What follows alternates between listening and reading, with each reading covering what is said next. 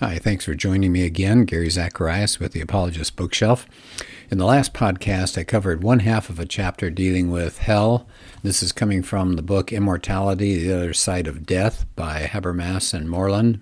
It's now called Beyond Death, in case you're looking for it. You can probably find it under this old title, but the new version is called Beyond Death. So we covered the first half, talking about the justification of the belief in hell, some reasons to believe in it. And then I wanted to do the second half of this chapter. It's so rich. There's so much information. I just felt like I couldn't get through it all in one podcast. So this deals with some objections to hell, the idea of hell, and they take on these objections. So here's one. There are a group of people called Universalists, and they think God is going to reconcile everything to himself, including all individuals, which means that even in the afterlife, God is going to draw people to himself. Now, they use, people who are Universalists use several arguments, Habermas and Moreland say. One argument is that the doctrine of eternal banishment is immoral and it's unjust. They also say that the doctrine of eternal banishment is incompatible with some of God's attributes. I mean, after all, isn't he supposed to be a God of love and mercy? His mercy would triumph, wouldn't it, over human resistance? And then they say certain Bible texts seem to be in favor of universalism. And I'll just rattle these off real quick. You can look them up on your own. But Acts 3:21, Romans 5:18, and Romans 11:32, 1 Corinthians 15:22 through 28, Ephesians 1:10, and 1 Timothy 2:4. So there are the three big arguments. One is it's immoral and it's unjust. Number two is God has attributes that seem to argue against eternal banishment. And finally, they say there's some biblical texts that favor their view. So how about the first argument? It's unjust. It's unjust to do this, to banish people forever. But they said, no, the state of hell is fair, and it's actually an indication of human dignity. Heaven is just unsuited for certain types of people. I think about Christopher Hitchens. Now, this is me talking, not Habermas or Moreland, but I think about Christopher Hitchens. He called God a North Korean dictator. Can you imagine if he was dragged up to heaven and sat there having to worship this God that he detests and hates? So people can freely resist God. I'm back to the book again here. And God is not going to extinguish people of intrinsic value. It's sad, this eternal punishment, but you can't confuse sadness with injustice. There are possibilities of real eternal gains in this life, and that can bring the possibility of real eternal loss. So they already covered this, so they spend very little time on this first idea that it's unjust to have eternal banishment. Let's go to the second argument that was raised by the Universalists. God's attributes, right? He's a God of love, he's a God of mercy. So he wouldn't banish people forever, would he? But they said, power is great. God is all-powerful, that's true, but all the power in the world can't guarantee a free choice will be a good one. That's a logical contradiction, isn't it, to say it's a free choice, but I will determine it. Now it says hell, in some sense, seems like a defeat to God. His desire is to save all people, but it's not a defeat. It's a quarantine. It respects freedom and dignity of his image bearers, and it separates hell from his special presence in the community of those who love him. So what about this business of divine love? Well, resistance to love does not always break down. Love, even divine love, can't coercively guarantee a proper response to it. You can't love somebody into hell, out of hell. You can't strong-arm them out of hell. So those are two reasons they say the Universalists are not correct. What about Bible passages? Does it teach universalism? I mentioned some of those. It said, no, there are actually some that very clearly contradict universalism. So once again, let me rattle off some of those. Matthew 8:12, Matthew 25:31 to 46, John 5:29, Romans 2:8 through 10, Revelation 20, verses 10 and 15. And it says, you really have to look very carefully at those passages that appear to support universalism. Either they are teaching what God's desire is without saying what's really going to happen, or they're describing not the ultimate reconciliation of all of fallen humanity, but a restoration of divine order and a rule over creation taken as a whole. So they said, universalism is really not an adequate stumbling block to belief in hell. So I thought that was a good point. What about another issue that they deal with? They said, well, do people get a second chance after death? They said, no, the Bible's pretty clear. That's not the case. Hebrews 9:27 says it's appointed for men to die once, and after this comes judgment. But is that fair? And they say, yes. For one thing, certain passages indicate God gives people all the time they need to make a choice about eternity. Take a look at 2 Peter 3:9. So I'll skip over that one. Here's another factor to deal about this second chance after death. They say it's arguable that people don't have the ability to will or even choose heaven after death. I mean, what's happening in this world? We are shaping our character moment by moment in all the choices we make, and we are forming our character more and more. And each choice we make is moving us either closer to God or away from God. And then as our character grows, some choices are going to become possible and others will be impossible. The longer people live in opposition to God, the harder it's going to be for them to choose to turn that around.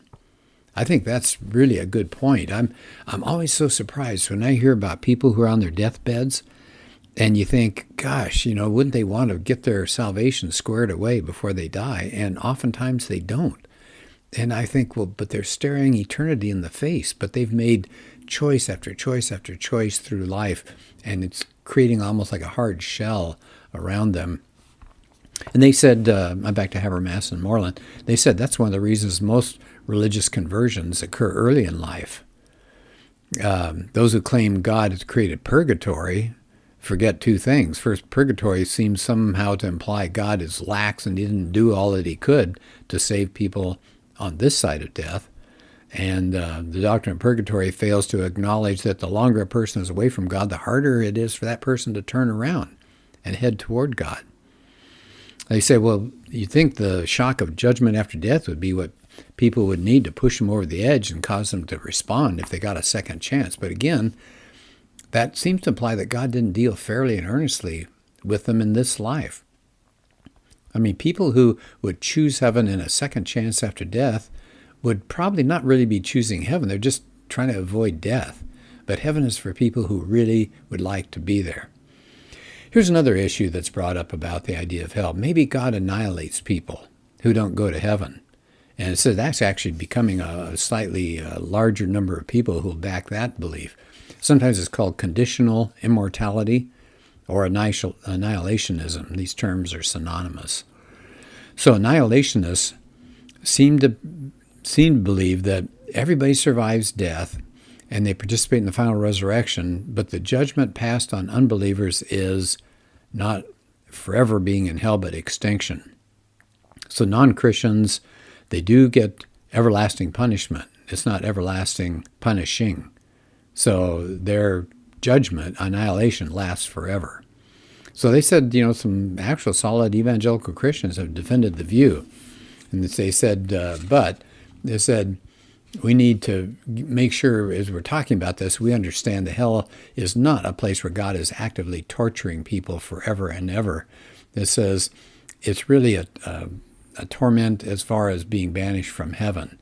So it's anguish. It's not God inflicting torture on these people.